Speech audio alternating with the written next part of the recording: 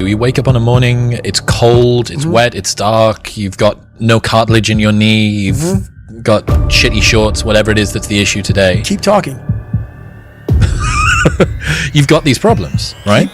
I need you to keep talking about what you were just saying. It's warm on the couch. That's Your it. missus says stay in bed. That's It's comfy, That's it's cozy. That's You've got it. work later on. You had an argument last night. You're slightly it. hungover.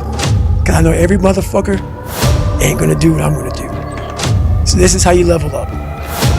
That's how you level up. I know there's a whole bunch of people with that right there.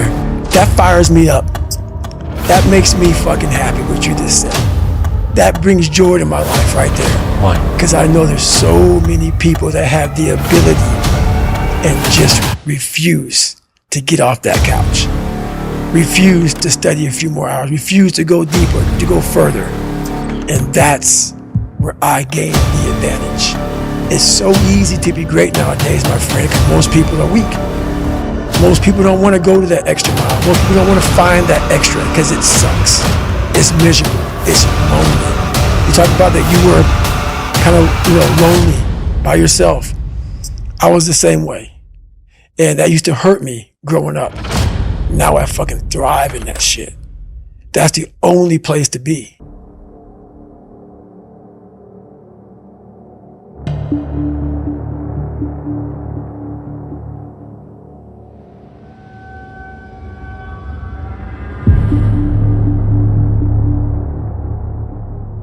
When Goggins lived with me, his rule was we had to do something every day that sucked. I remember one day I was sitting on the couch and in Connecticut where I was living at the time, and on the ticker on the TV, the emergency broadcast system came up. Stay inside. Freezing rain. Icy conditions. High winds. Stay inside. It was like beeping. Stay inside.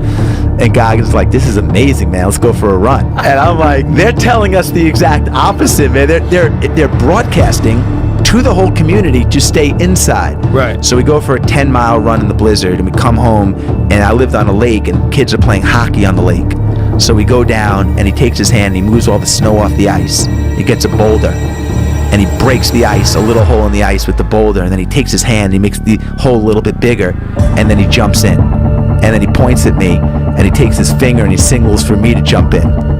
Well, Goggins' story is so fascinating because he wasn't that guy.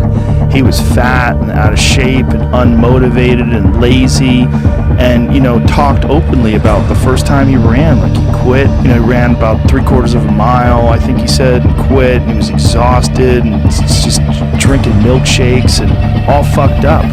And somehow or another decided he's not going to be that guy anymore, and went 180 degrees. And became this intensely motivated Iron Man. And that's why I talk about the warrior mentality.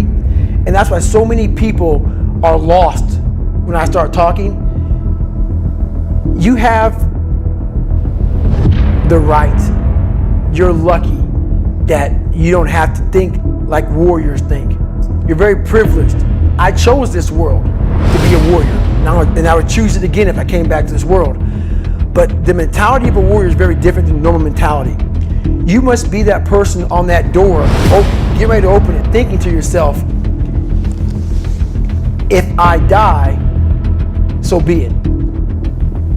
The only way you can go in that door is knowing there's a great chance you're gonna die. It's like being a SEAL, you train with live ammo.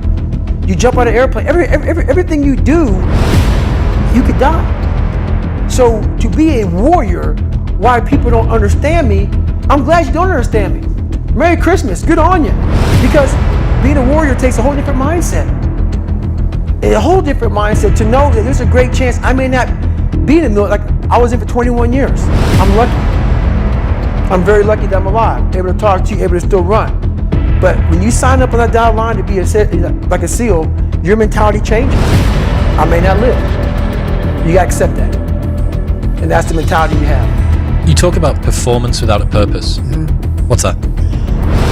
So, like, for instance, let's say you have no races. Let's say you have no classes, no nothing. There's no purpose in your life. People need to have purpose to get up. They need purpose to perform. You need to get to a point in your life where there's nothing on the docket.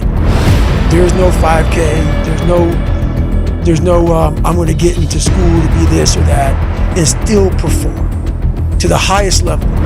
Because what people don't get is one day that thing's going to come up.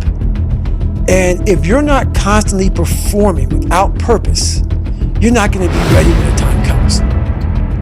It's this magical thing, purpose, that we're all looking for. But what's funny about it all is that we need these things to perform. But we don't take a second to realize the purpose is always there.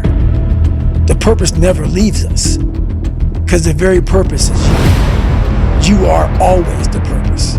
There may be another purpose, like being a SEAL or going to college or whatever, but the main purpose in life is you. So if you wake up in the morning and you don't want to do something, you don't care enough about yourself. And that's what you need to really research is, man, why am I not doing this for myself?